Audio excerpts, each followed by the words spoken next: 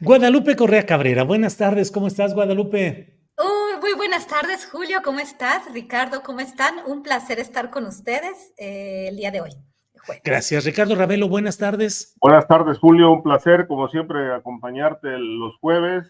Un saludo a Guadalupe y a la audiencia.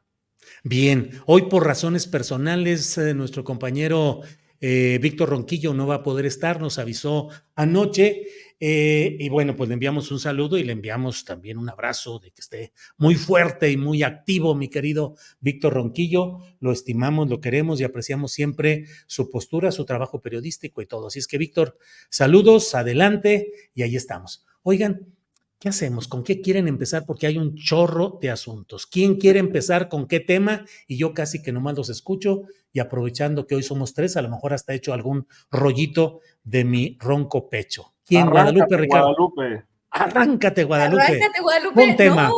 es que, bueno, sí, aquí están estos temas muy interesantes. Yo creo que hay que empezar, híjoles, es que hay dos. Bueno, ¿por qué no empezamos a discutir este tema de si hay o no un cambio de régimen con esta mayoría calificada, ¿no? Y este tema de la sobrerepresentación, pues preocupación, ¿no? De la oposición que hizo un trabajo pésimo y ahorita están con todo, ¿no? Tratando de decir que hay una sobrerepresentación que es inconstitucional y, bueno, haciendo marchas que no les funcionan. Creo que sería interesante, ¿no? Hay un cambio de régimen con esta... Ahora, Eh, Guadalupe, en eso que dices, hay una serie de factores de los llamados poderes fácticos que están activos y creo que el momento va a ser la pelea entre los votos depositados de manera arrolladora el 2 de junio, todo el poder y el mandato que dan y la realidad. En un ratito más, a ver si Alex nos hace favor de enviarles lo que ha dicho el embajador de Estados Unidos en México, Ken Salazar, que son palabras fuertes, preocupantes, pero vamos entrándole en eso, sobre el cambio de régimen, sí o no, poderes fácticos, poder popular de las urnas, Guadalupe.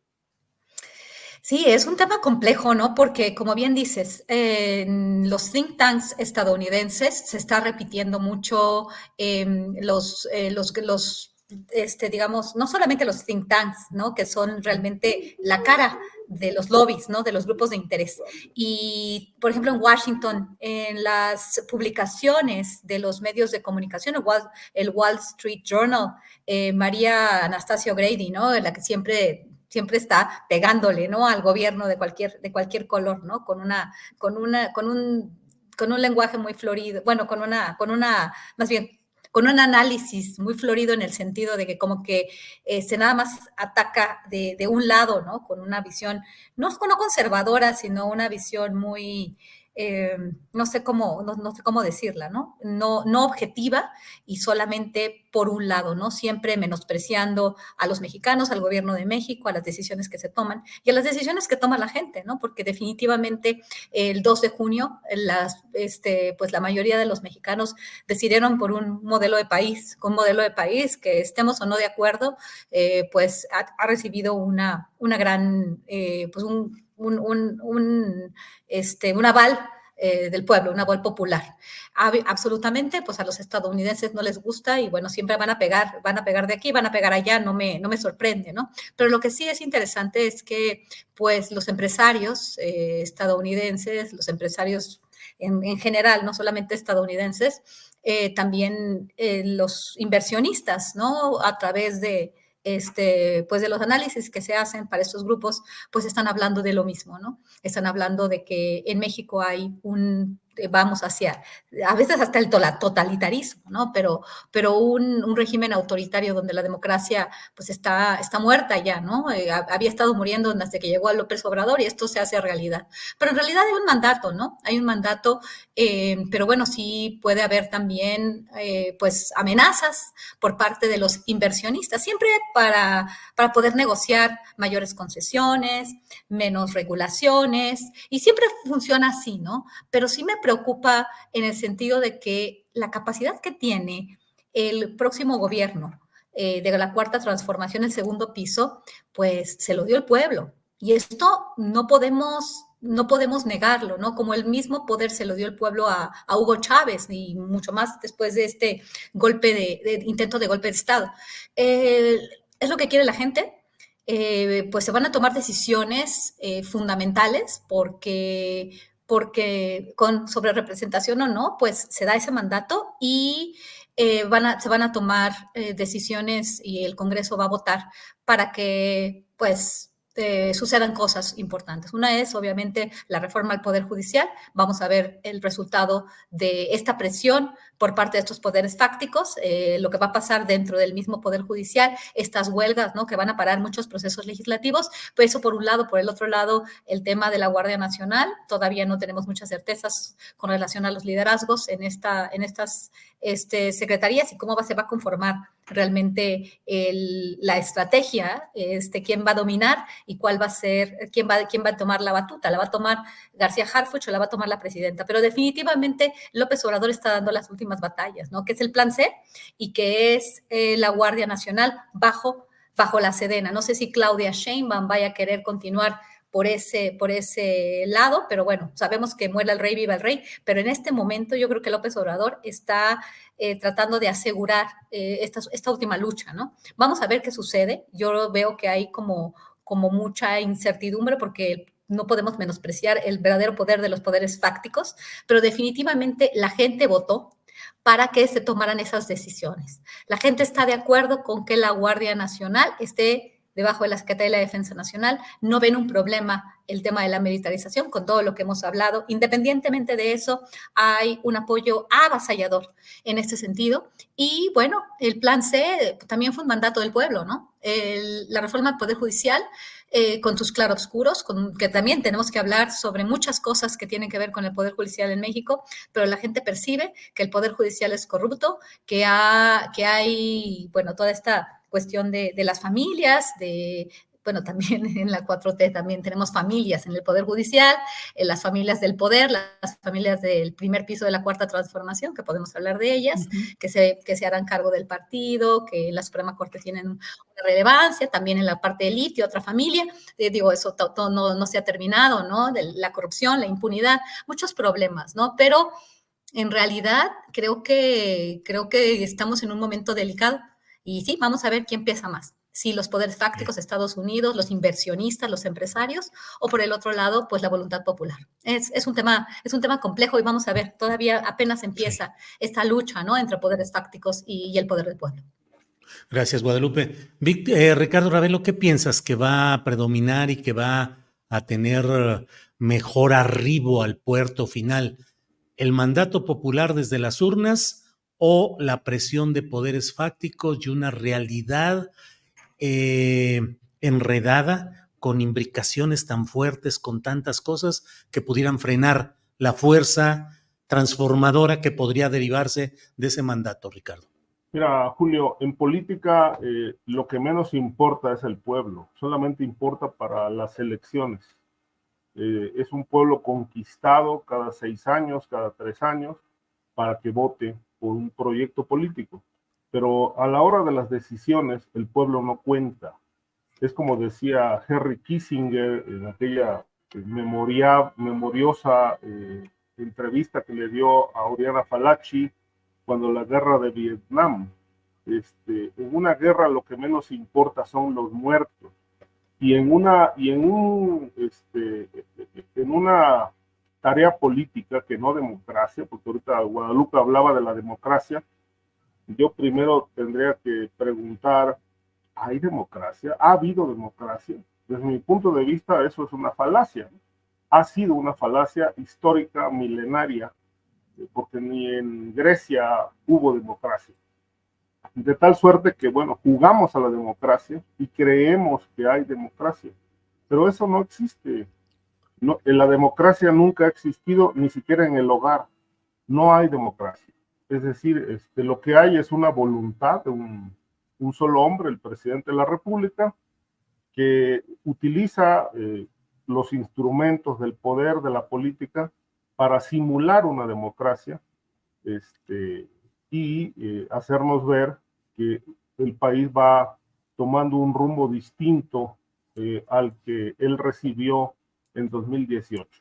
Oye, entonces, Ricardo, si me permites, el actual presidente de la República tiene un alto nivel de popularidad según la mayoría de las encuestas, incluso de sus adversarios. su propuesta política a la que acompañó, operó, dirigió, tiene casi el 60% de apoyo popular. Y si algo sustenta a López Obrador, me parece a mí, es el respaldo de la gente, un respaldo que en ocasiones tiene tintes hasta de una religiosidad cívica casi. ¿No crees que ha contado esa fuerza de ese segmento popular para sustentar a López Obrador y ahora a Claudia Sheinbaum? Sí la tiene, pero tampoco es creíble del todo. Es decir, hay mucha manipulación. ¿En lo Acuérdate, electoral, Ricardo? en todo, hay mucha manipulación en las estadísticas. Acuérdate que hay mentiritas, mentirotas y estadísticas. De tal suerte que, bueno, sí hay un respaldo popular, pero tampoco yo apruebo, considero, digo, son los datos contra mi opinión, pero las encuestas son manipuladas. Ricardo, ahora sí que tú tienes tus datos. No parto de eso, simplemente es un análisis en el que pues parto de que históricamente las encuestas han sido siempre manipuladas. Es decir, no es posible, por ejemplo, el caso de Venezuela, que Maduro haya ganado las elecciones de manera avasallante, ¿no? Es decir, sin embargo, bueno, ya le dieron el, el triunfo, a más allá de que esté bajo cuestionamiento y en entredicho. Es decir, obviamente eso no es creíble, es decir, Sí. por nada. Lo mismo pasa en México, es decir, no es diferente. La política se mueve así, se mueve con dinero, se mueve con mentiras, se mueve con retórica, se mueve con manipulación. Y obviamente López Obrador no es el Cristo de la política, ¿no? También es un personaje que miente y obviamente, bueno, hace su juego, dice que hay libertad de expresión, habla de democracia, habla de combate a la corrupción, pero bueno, si en el tema que estábamos ahorita, si hay o no un cambio de régimen, yo digo que no ha habido cambio de régimen. El sistema sigue funcionando perfectamente. He sostenido, no de ahora, sino desde hace tiempo, que si López Obrador no hubiera existido, lo hubieran inventado. Era necesario como contrapeso en su momento en el régimen priista. Y él es un producto del salinismo. Incluso antes del salinismo, se pensó de que la política iba a dar un giro, el régimen iba a dar un giro, pero era un giro, eso, gatopardismo, el tema de cambiar para no cambiar. Y entonces empezaron a construir un líder opositor que nos lo vendieron bastante bien y buena parte del pueblo mexicano lo compró, votó por él avasalladoramente en 2018 y llegó a la presidencia. ¿Hay cambios? Yo no veo cambios. La corrupción ahí sigue galopante, protegida. Las obras emblemáticas donde también hay corrupción y cuestionamiento, pues están blindadas con la Ley de Seguridad Nacional, etcétera, etcétera. El crimen organizado, pues ahí está, impune, de tal suerte que, bueno, lo que hay es un cambio de discurso, que sigue sosteniendo al presidente, pero al presidente ya en la recta final de su gobierno, pues está cerrando el periodo gubernamental, no de manera diferente a como lo ocurrió en regímenes anteriores. Es decir, desde Díaz Ordaz a la fecha, por citar una etapa, un periodo, no hay un cambio de gobierno sin vaivenes, Claro. sin agitaciones y sin polaridad, como lo estamos viendo, con toma de autopistas, toma de instalaciones del Poder Judicial, es decir, con un rechazo a las políticas que se impusieron en este sexenio. Es decir, ningún gobierno ha cerrado bien desde mi punto de vista, desde Díaz Ordaz a la fecha, Julio.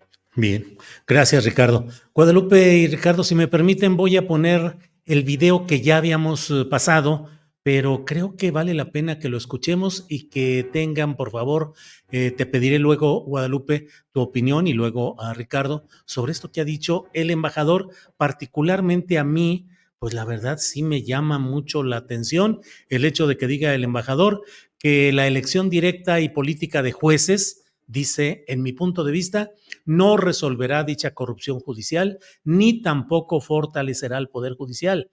Y esto que a mí me parece muy fuerte, dice, también debilitaría los esfuerzos para hacer realidad la integración económica de América del Norte y crearía turbulencia, ya que el debate sobre la elección directa continuará durante los próximos años. Dice que la propuesta tal como está elimina requisitos necesarios de tener a los jueces más calificados, incluyendo la reducción de los años de experiencia necesarios para servir en todos los niveles del Poder Judicial. Pero déjenme poner el video, por favor, Sebastián, y lo escuchamos y abordamos. Adelante. También creo, en mi opinión, que el debate sobre la elección directa popular de jueces en estos tiempos, así como la política feroz que se va a ver acá en México, si se llegarán a aprobar las elecciones de jueces en el 2025 y el 2027, amenazan la histórica relación comercial que hemos construido, la cual, esa relación depende de la confianza, de las inversiones que se tienen que hacer aquí en México para lograr la prosperidad del pueblo de México. Las elecciones directas también podrían hacer más fácil que los carteles y otros actores malignos se aprovechen de jueces inexpertos con motivaciones políticas. ¿Cómo ves, Guadalupe Correa Cabrera? ¿Cómo ves lo que dice el embajador de Estados Unidos en México? Ay, ese señor Salazar, verdaderamente, sí, últimamente ha tenido muchos desatinos, pero este es uno de los desatinos mayores. Mira, creo que un embajador... ¿Es una amenaza, no, Guadalupe? ¿Es una amenaza? Pues parece una amenaza, pero también el comentario en sí sobre un tema que es una cuestión de mexicanos, ¿no? O sea, esto ya él está metiendo la amenaza, está metiendo las relaciones internacionales con una cuestión que es meramente un tema nacional. O sea, realmente yo puedo decir, como mexicana, yo voté en las elecciones. ¿Te acuerdas? Ese mismo día que estuvimos contigo en la mesa. Y bueno, pero que lo diga el embajador y además, pues no sé, el TEMEC o las relaciones regionales podrían quedar afectadas por esto, me parece una desproporción. Además que él esté evaluando una propuesta. Todos podemos tener nuestras opiniones. Yo tengo opiniones encontradas con relación a la reforma al Poder Judicial, muy encontradas, muy encontradas. Pero que lo diga el embajador y que esté diciendo esto que está en toda la prensa internacional, principalmente en Estados Unidos, los think tanks, los periódicos, que los jueces van a ser cooptados por el narco. O sea, la misma visión, ¿no? Del narco, que como ha cooptado a los políticos, va a cooptar a los jueces, que no están ya cooptados por todo tipo de corruptelas, políticos corruptos. Recuerdo el caso de Francisco Javier García Cabeza de Vaca. Y no estoy diciendo que solamente estén corrompidos o estén vinculados a jueces, los personajes corruptos de la oposición o del PRIANO, como se ha dicho. No, hay corruptelas que están enraizadas en el partido, en el poder, que también han ocupado los jueces, o sea, los jueces. El sistema está podrido, el sistema judicial está podrido, que debe haber un cambio, sí, que debe una reforma al sistema judicial, sí, que esta es la forma en que se debe hacer, yo no lo creo, pero pienso que la voluntad popular y el voto de los mexicanos le dieron el aval al gobierno de hacerlo de esta forma. Que a mí me guste, absolutamente no, y tengo muchísimas, pues, críticas. Pero que esa crítica, y tan pueril además, tan básica, tan superficial y tan fuera de lugar, porque además sí, es que a los jueces los va a corromper el narco, y a estos no. O sea, eso me parece hasta grotesco que lo diga, y que lo diga el embajador, y que además de todo ok, si ustedes pasan, si ustedes aprueban esta reforma en sus términos, va a haber un problema con lo que pasa en las relaciones internacionales. Ustedes son dependientes de nosotros y a ver cómo les va con su TEMEC, ¿no? Con sus relaciones comerciales con nosotros.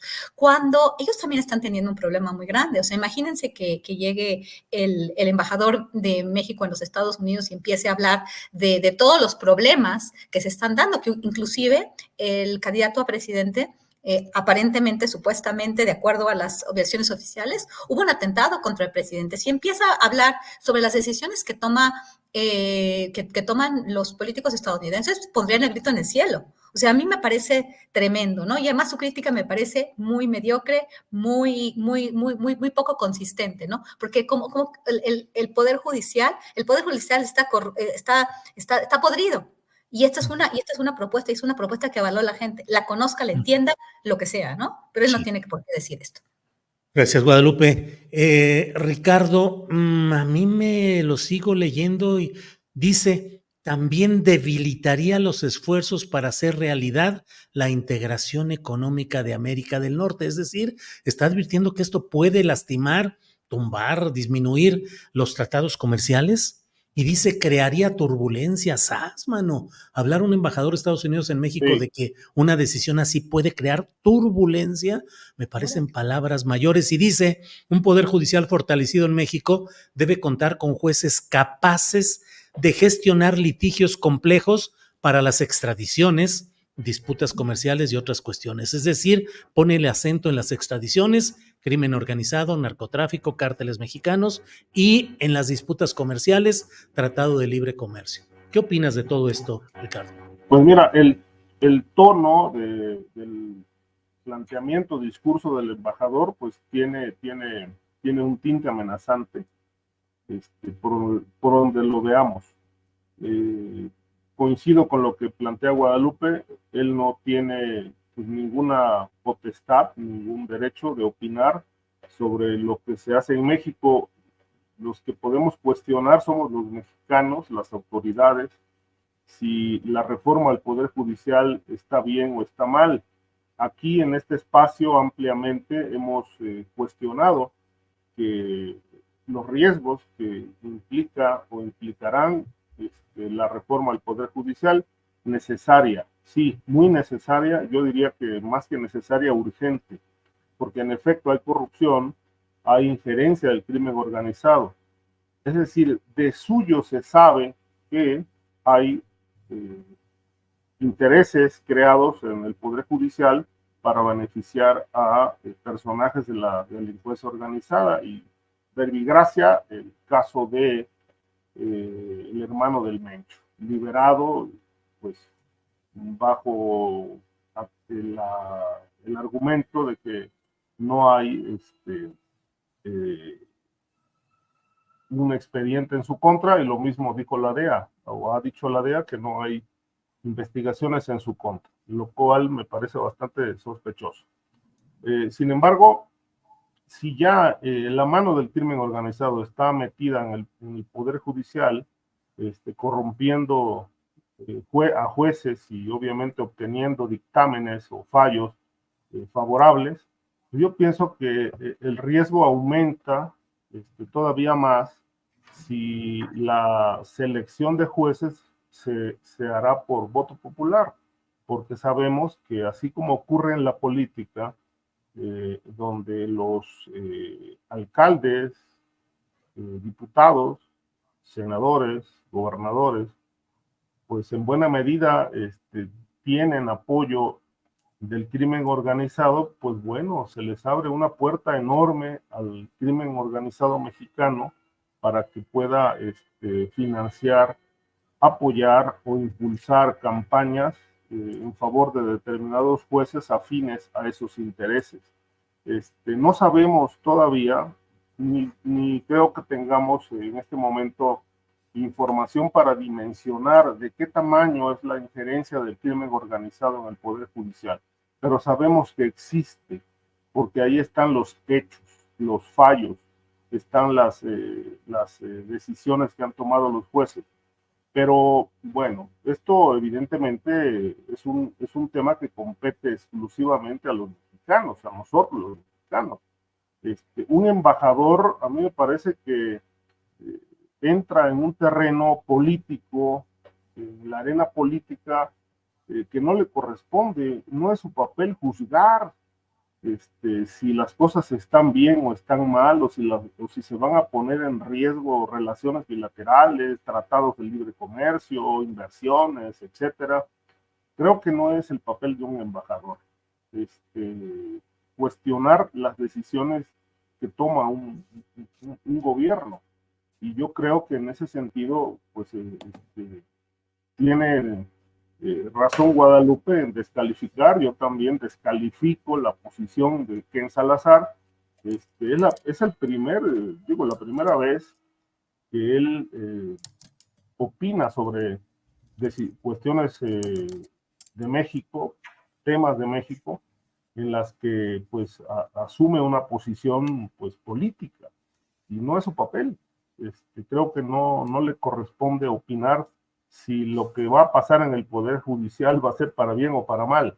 Creo que tampoco considero que va a tener esas dimensiones que él plantea, de que va a poner en riesgo relaciones, inversiones y el propio Tratado de Libre Comercio. Me parece que está sobredimensionado esta posición, y pues yo la desapruebo completamente, como también la desaprueba Guadalupe, y creo que ese no es el papel de un embajador.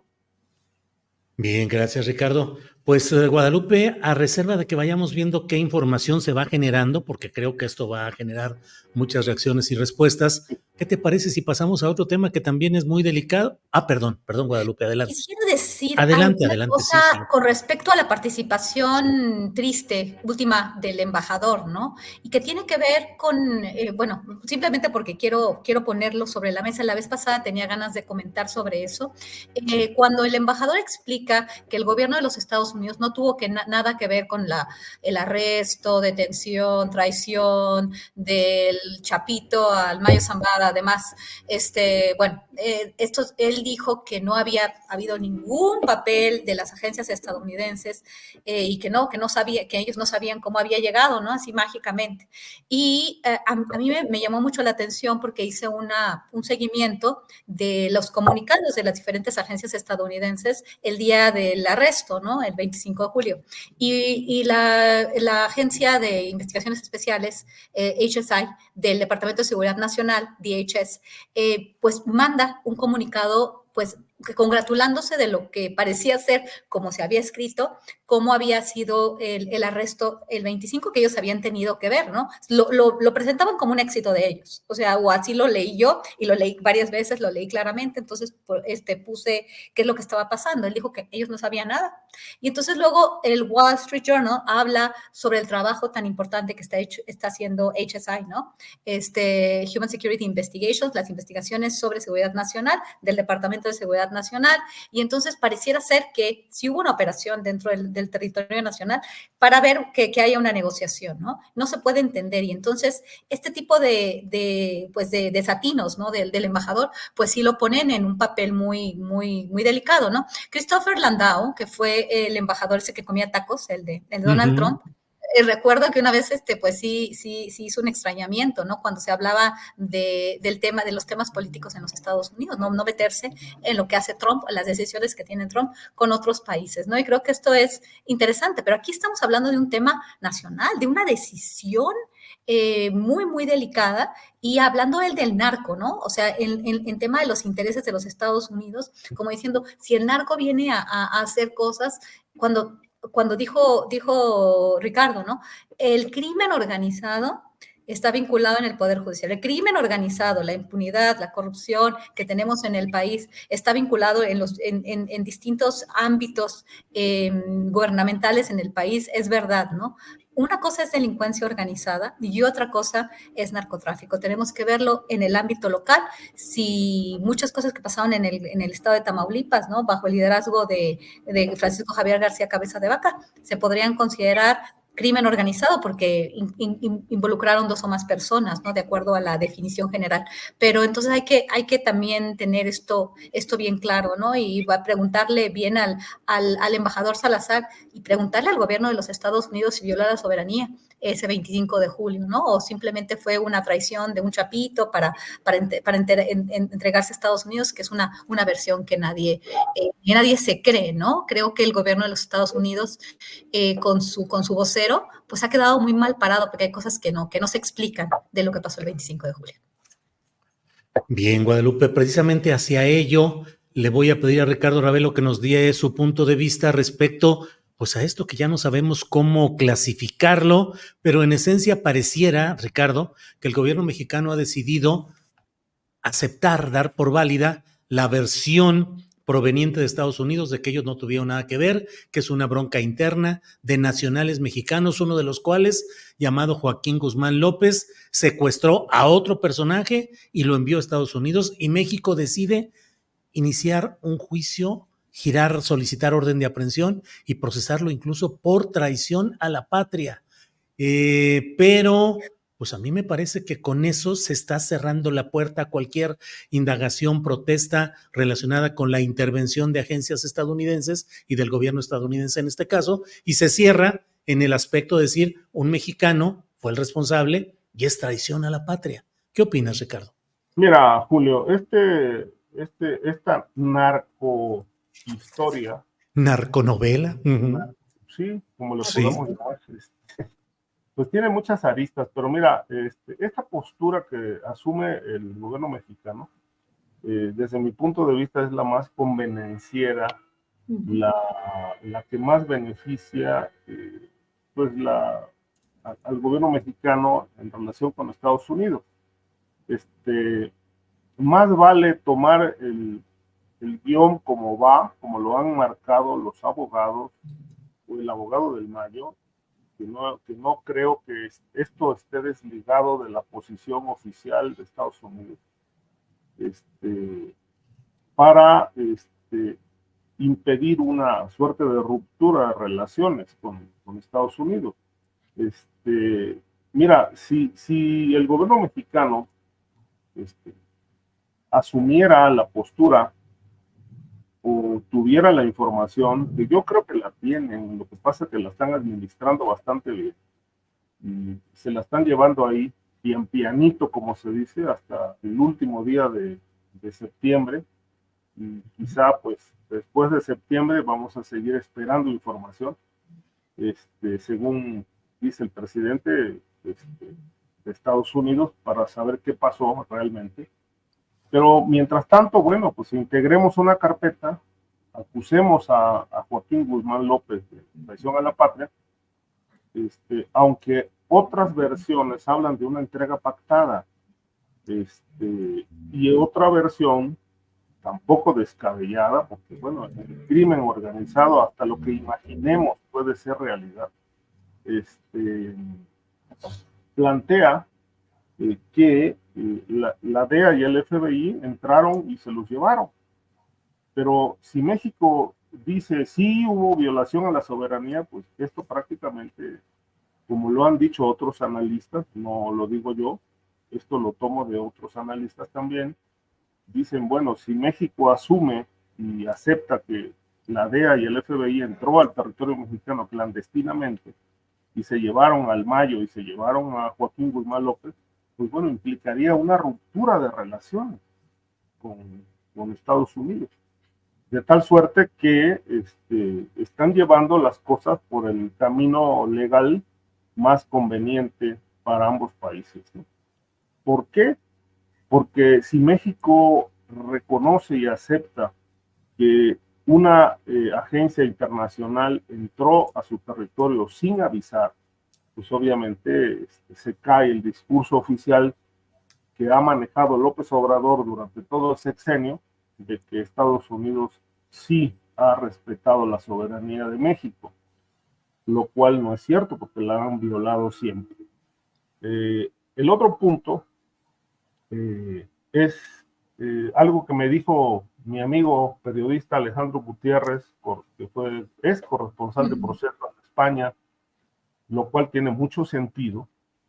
El otro día que hablé con él, y Paco Ortiz Pinchetti también, con me tomé un café hace unos días, me dijeron, es que supongamos que entraron a México, si entraron a México, pues no le podían dar información al gobierno mexicano, en principio porque no confían en las autoridades.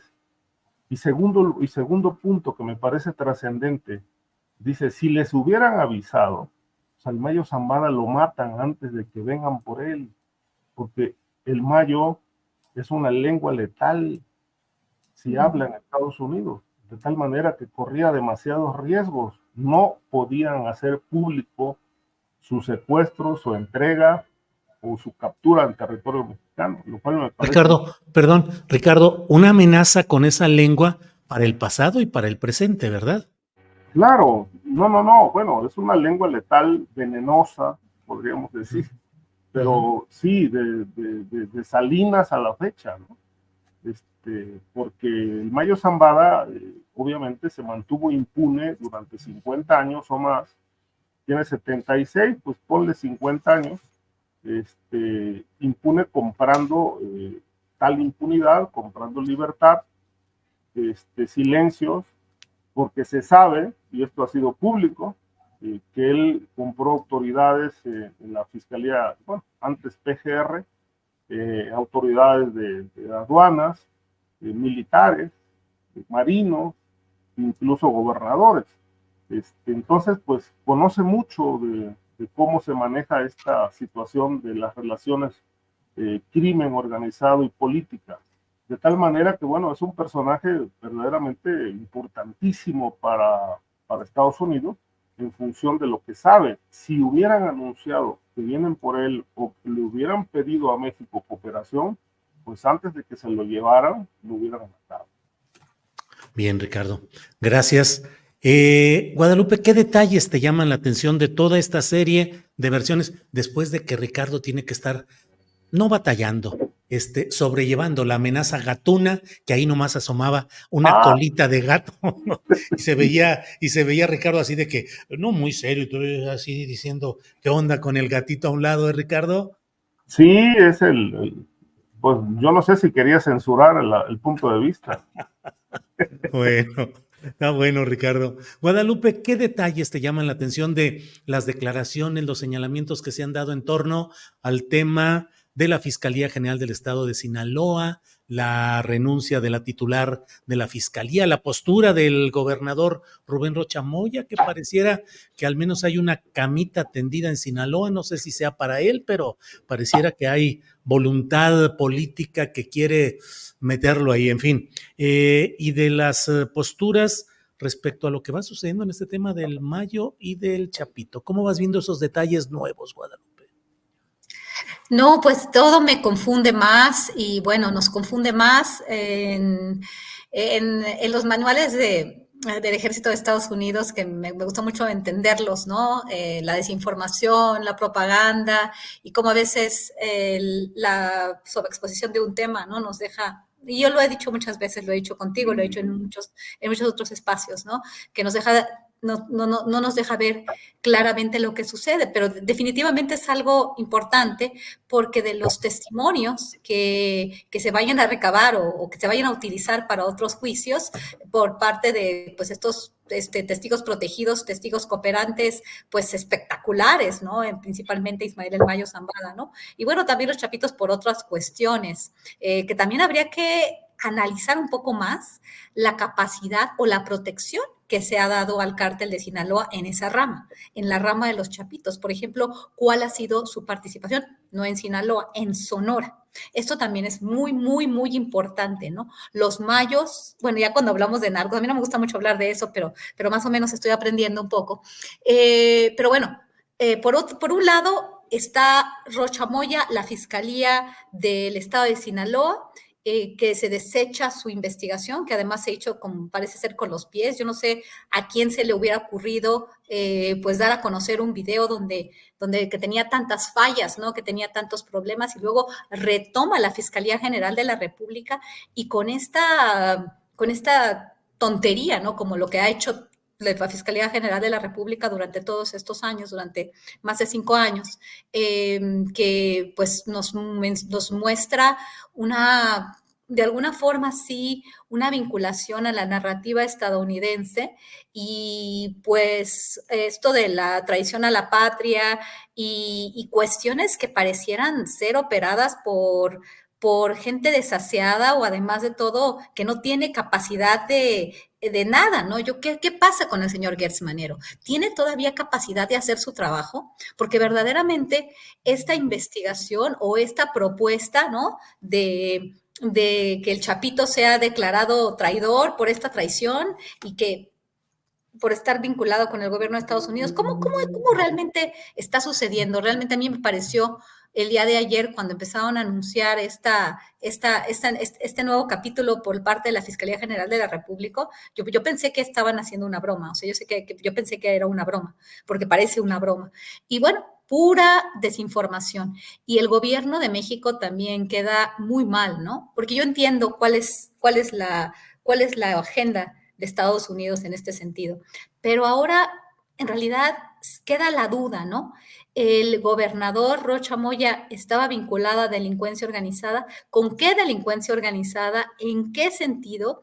Y tal vez no con esta idea que yo siempre he criticado mucho, ¿no? De que los grandes carteles todopoderosos, el Mayo Zambada, el Mencho, los Chapitos, que realmente manejan negocios billonarios que llegan hasta Colombia, Ecuador, Bolivia, África, Europa, como lo mencionan y como se menciona en muchos medios de comunicación y como lo mencionan algunos periodistas que no dan ninguna evidencia de estos tentáculos, ¿no? Como hay una plataforma, Testigo Directo, creo que se llama en Colombia, que captura estas historietas muy espectaculares, ¿no? Pero independientemente de eso, ¿cuál habrá sido la relación del gobernador de Sinaloa que queriendo como tapar y tiene tiene sus coartadas, ¿no? La coartada con este empresario de su carne, el señor Vizcarra, el avión, y que el gobierno sabía del piloto, pero que ya saben, pero no nos quieren decir. Ya la fiscalía tiene bien claro el móvil, el piloto, de dónde vino, pero al principio no sabían. Realmente queda el gobierno mexicano muy mal parado, con una incapacidad completa sobre su propio territorio, sobre sus investigaciones, y el gobierno de Estados Unidos con una operación que parece ser operada en nuestro territorio, violando nuestra información, y también con un embajador que hace su trabajo de manera muy desaseada, ¿no? Porque primero como que se quieren poner o sea, quieren presumir o no se comunica el Departamento de Justicia con el Departamento de Seguridad Interior. Los del Departamento de Seguridad Interior levantan la mano y dicen, nosotros fuimos, y no, pero ahora cuidado. Entonces el embajador dice, no, nosotros no, y entonces el gobierno mexicano le hace el juego. No, todo es muy confuso, todo está muy desaseado, todo se hace de manera muy poco profesional, y también se ve que dentro de Estados Unidos, este país que en algún momento consideramos como el gran poder hegemónico, donde todo se hacía mejor, pues también está fallando, ¿no? Y parece que también tiene interlocutores que están haciendo las cosas pues de una forma pues muy tercermundista, ¿no? Bien, gracias. Pues Ricardo y Guadalupe, estamos ya adentrándonos al final del programa. Desde luego hay muchos temas pendientes y les invito a que me parece que podríamos dejar como último tema, antes de que haya algún postrecito de ustedes, lo de Chiapas, que me parece a mí que sigue estando sumamente abandonado y con una serie de factores cada vez más complicados, Ricardo.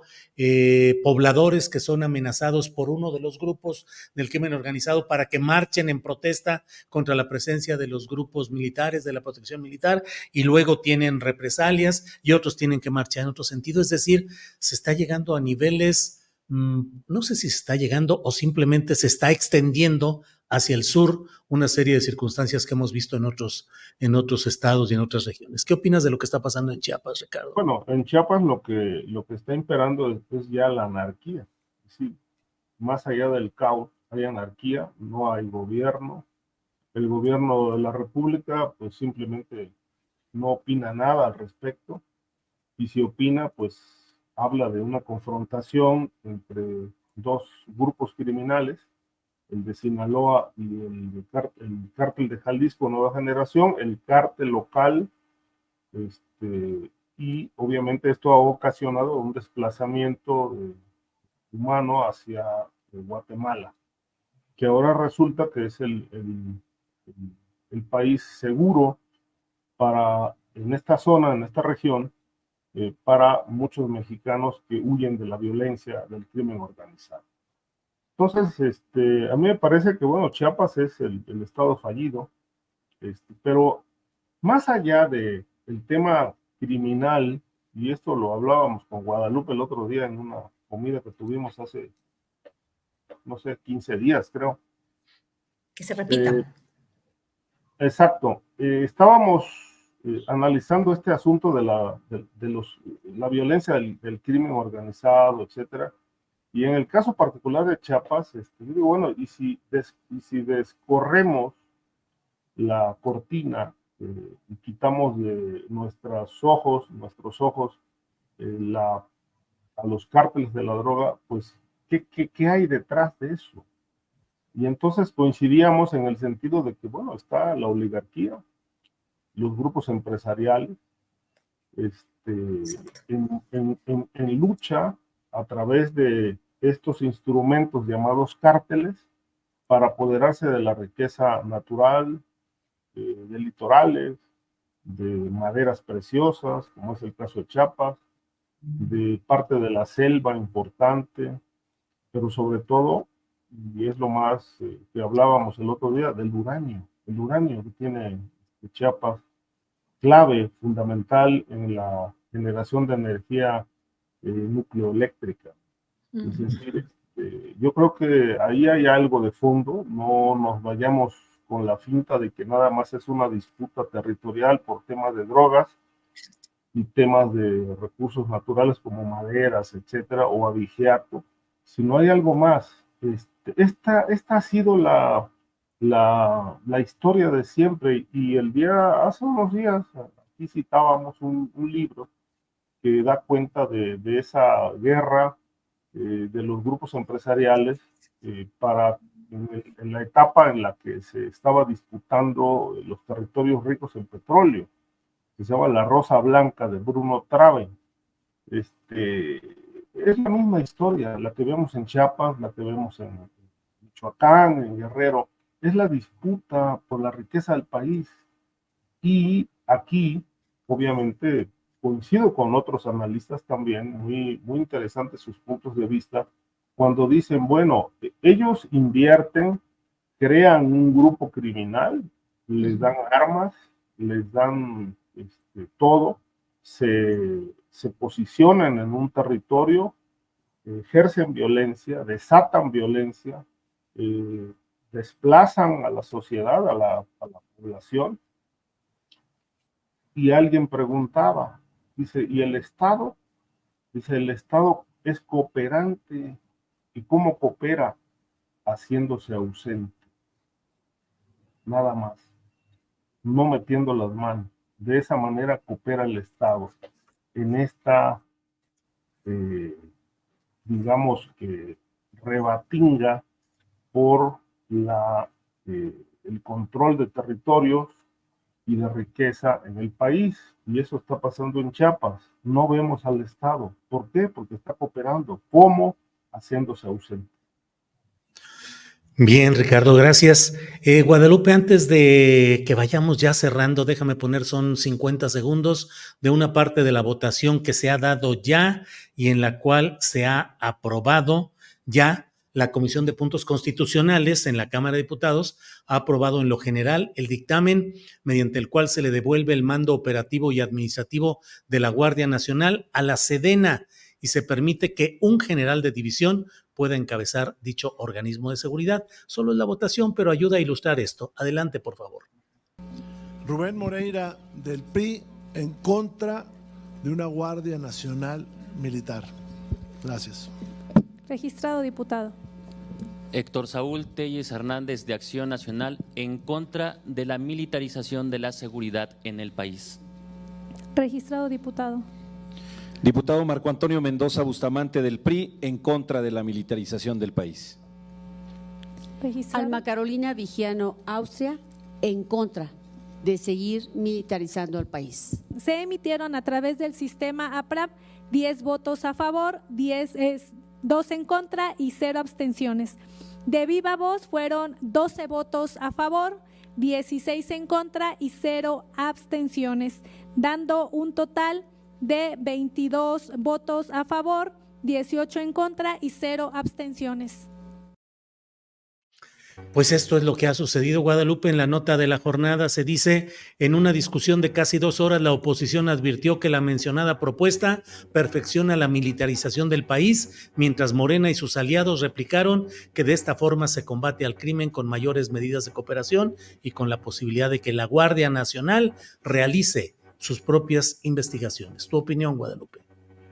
Desafortunadamente, y aquí sí, pues yo reconozco la soberanía popular y la democracia. Y entiendo que durante el gobierno de Andrés Manuel López Obrador, pues él pudo, con su carisma, con sus programas sociales, con medidas que le agradaron a las mayorías en este país, con un discurso, primero los pobres, que sabemos que también tiene pues mucha hipocresía, ¿no? En el tema de que también hubo mucho apoyo a los grandes hombres del capital. Ese tema es muy delicado. Y bueno, yo creo que existen los votos, ¿no? Y bueno, si el presidente dice una cosa en este momento, y me imagino que la presidenta cuando empiece su mandato va a operar en esta dirección.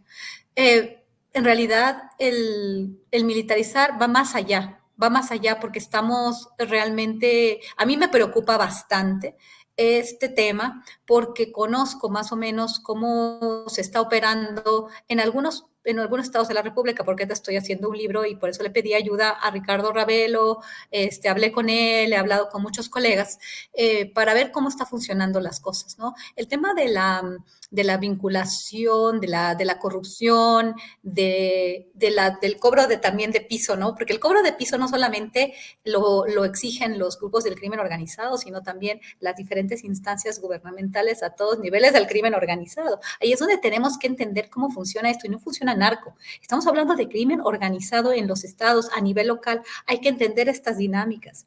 Hay mucha corrupción y hay… O sea, Guadalupe, gobiernos le cobran derecho de piso a los criminales cobradores de derecho de piso. Exactamente. He estado pues recopilando información al respecto. La participación de las autoridades a nivel federal, que son los encargados de cuidar las fronteras, de cuidar los caminos, pues hay reportes de corrupción, de participación y de extracción de rentas también por parte de ellos, ¿no? Entonces, por ejemplo, me estaban contando cómo operan los puntos en una parte específica de la frontera México-Estados Unidos. ¿Qué son los puntos? Pues son las zonas de halconaje donde el crimen organizado está tratando de ver que no venga la Guardia Nacional, porque si viene la Guardia Nacional, no es que no los van a dejar pasar, es que les van a pedir dinero. Para mí fue muy interesante entender esto, ¿no? Son testimonios que uno va recopilando que tiene que ver con las dinámicas del estado también de Chiapas, por ejemplo, donde ya no se sabe quién es bueno, quién es malo, quiénes son grupos paramilitares, son los grupos armados también, las fuerzas del orden, a nivel local. Y esto yo lo estaba siguiendo por el tema de los migrantes, ¿no? Cómo funcionan las autoridades migratorias a nivel federal y cómo están a veces relacionados los coyotes con la policía local.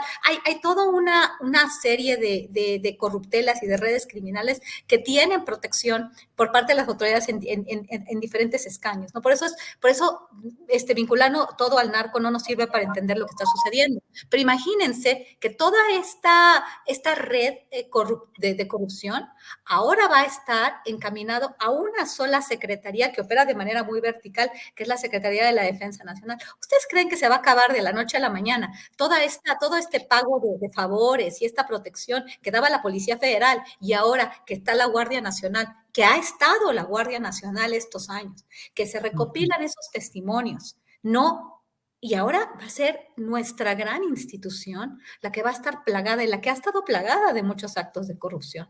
¿Cómo se da o cómo se ha dado y cómo se dio el huachicoleo? Y ahorita, en este momento, ¿quién está participando y quién está permitiendo que se roben de estos ductos, estos hidrocarburos y estas gasolinas en particular?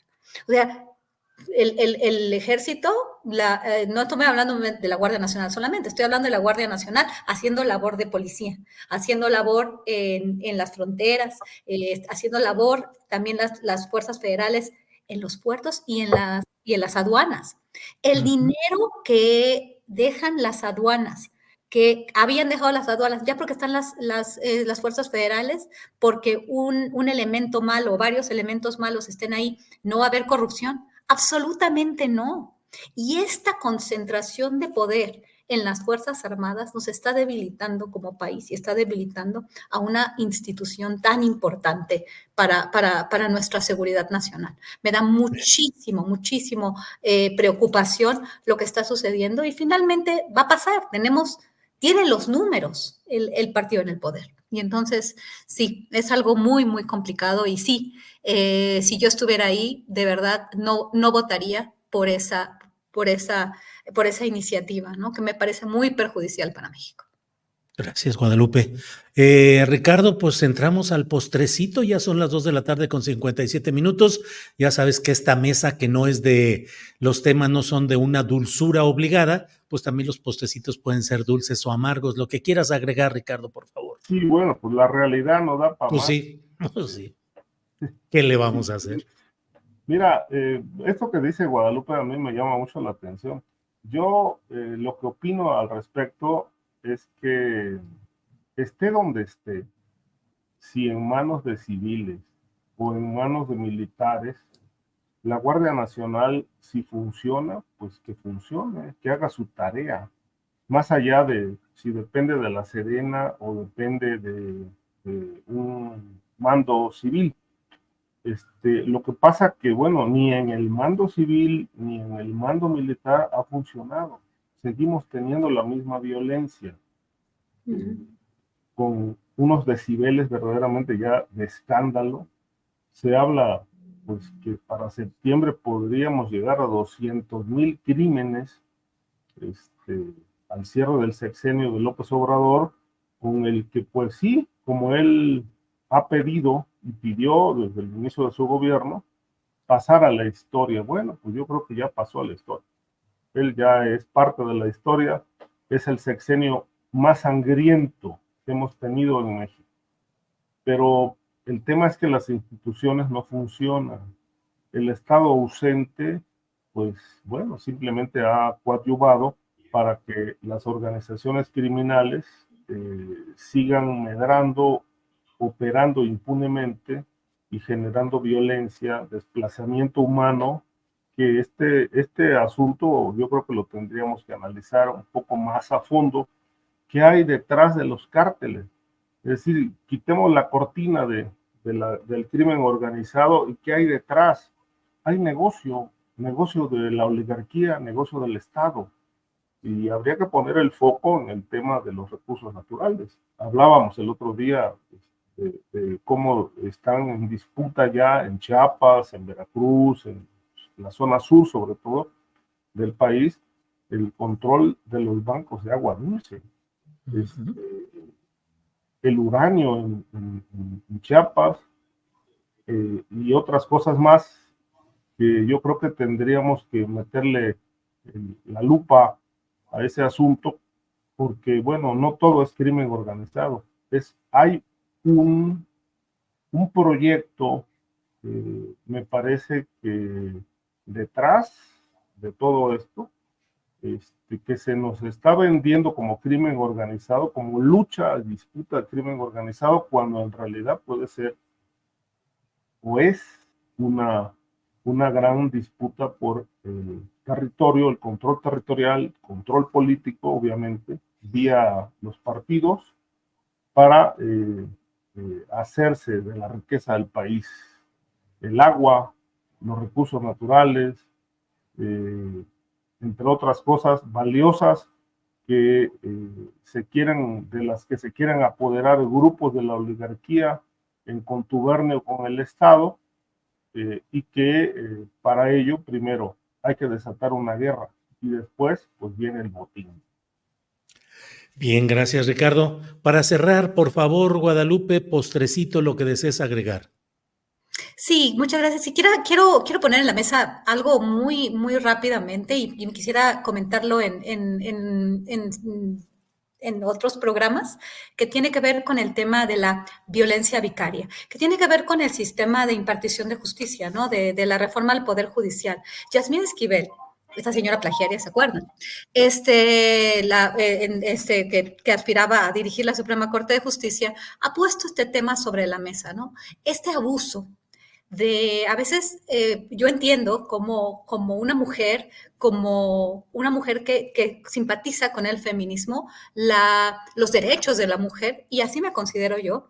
Ha habido muchos abusos ahora en este tema, ¿no? En el tema de género, de que en realidad la mujer puede hacer muchas cosas utilizando los temas de violencia vicaria, de violencias. Yo creo que habría que analizar un poco mejor también puntos que tendrían que ser incluidos en una reforma comprensiva al Poder Judicial, porque muchas cosas que podrían ser buenas terminan siendo malas y en este país no se hace justicia. Cuando un hombre quiere tener la guardia y custodia de sus hijos, en el caso de que una mujer consuma drogas, robe o tenga una problemática psicológica y los padres no pueden pedir la custodia porque esto sería calificado como violencia, yo creo que hay que evaluarlo. Son temas que son bien importantes y me gustaría tratarlos en otros segmentos. Muchas gracias. Al contrario, Guadalupe, gracias Guadalupe y gracias Ricardo.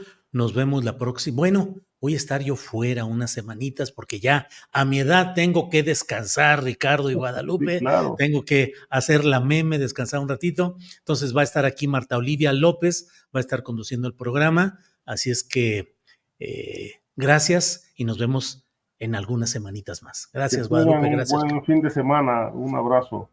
Igual. Hasta luego. Que les vaya muy bien, Ricardo. Hasta luego. Hasta luego.